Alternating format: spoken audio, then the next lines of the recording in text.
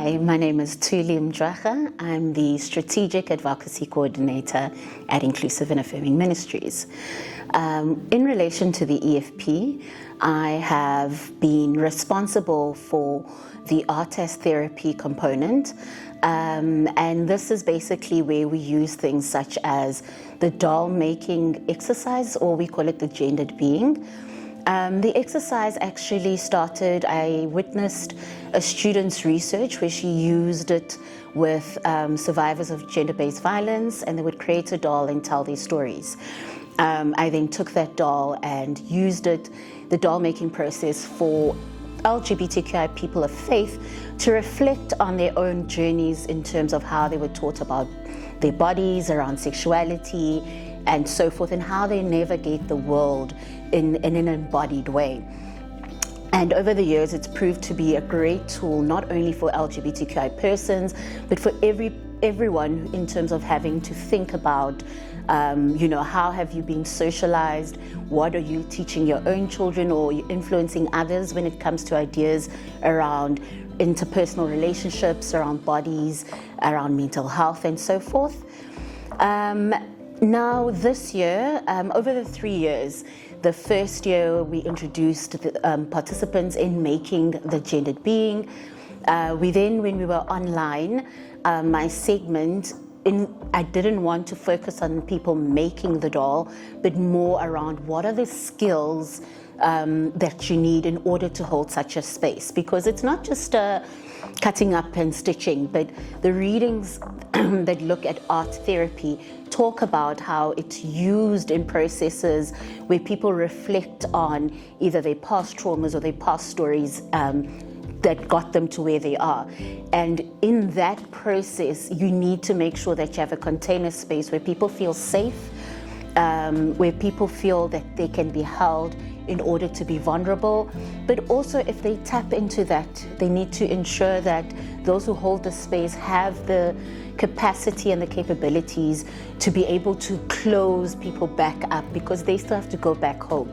You don't want to trigger someone, let's say they remember a very traumatic experience, and they're only in your process for like 2 days, and they have to still go back home, and now they have to deal with this open wound.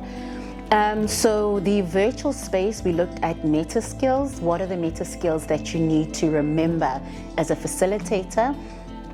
And the reason why is because a lot of the times, as facilitators, we forget the small things, Yes, people have done the pre-assessment, but have we really taken into consideration around, okay, what is the cultural nuances that I need to be aware of? If someone is, let's say, the Muslim, and the space has more men than women, then I need to be aware that I will have to do more smaller group communication exercises, because that Muslim woman is not going to be loud and vocal in the bigger group discussions, because culturally they tend to have more gendered spaces where they are freer to talk.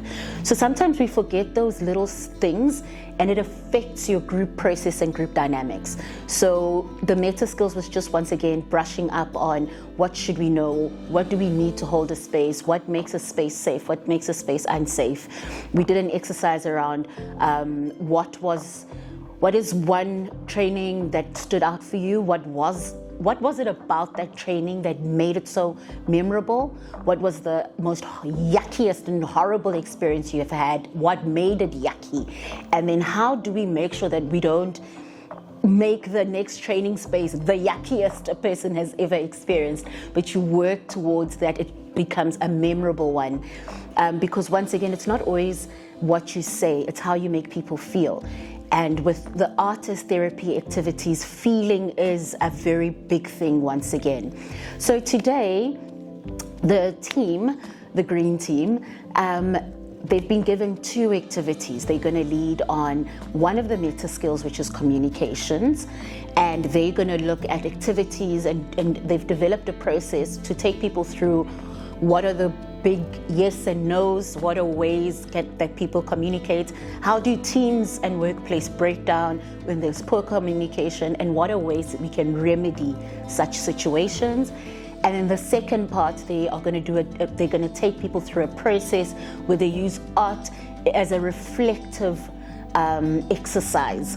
And I do know that they're going to be touching on the River of Life, which is an activity where people reflect on their past experiences, and then you draw a picture and then you talk about it.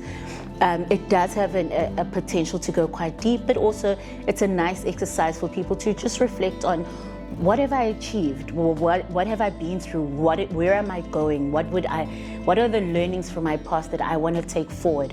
Which is very important, that as facilitators, as activists, as leaders, that we constantly check our rearview mirror in saying, okay, where am I coming from? Am I still on the right journey? Am I still on the right path? What am I working towards? And what are the things that have shaped me to where I am, so that way I still remain rooted to my goals. And when I have taken a short left, that is the time where reflection helps me to be honest with myself in saying, have I sold myself out? How do I come back to what I want to be and who I want to be? So I really hope that everybody enjoys the process as led by the Green Team, and that the desired outcomes become very clear at the end of the process.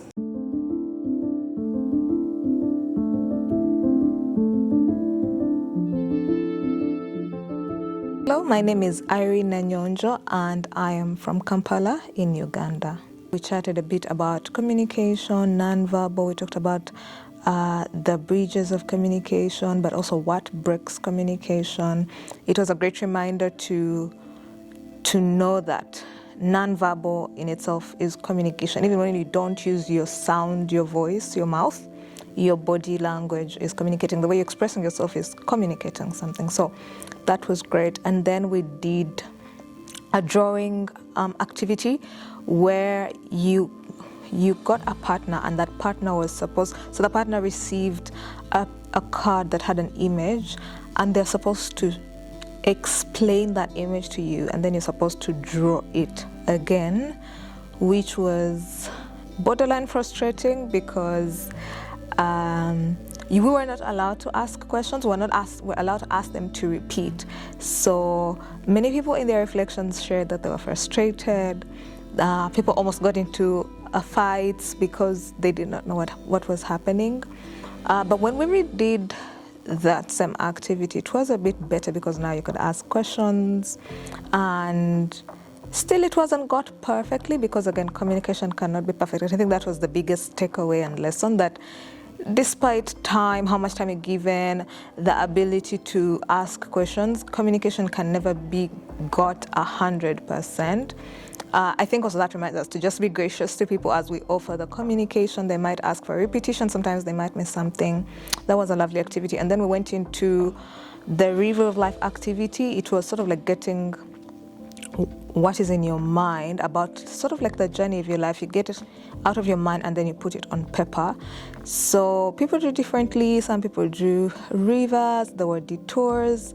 Some people stated that they felt a bit stuck because their brain was trying to figure out where they were at that point in life. Some things were blurry, some emotions came up, but the facilitators handled it really well.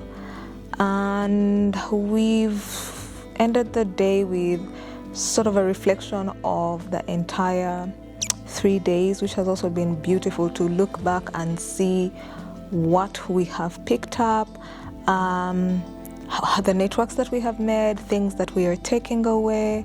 Yeah, so that's how the day has been, a beautiful day.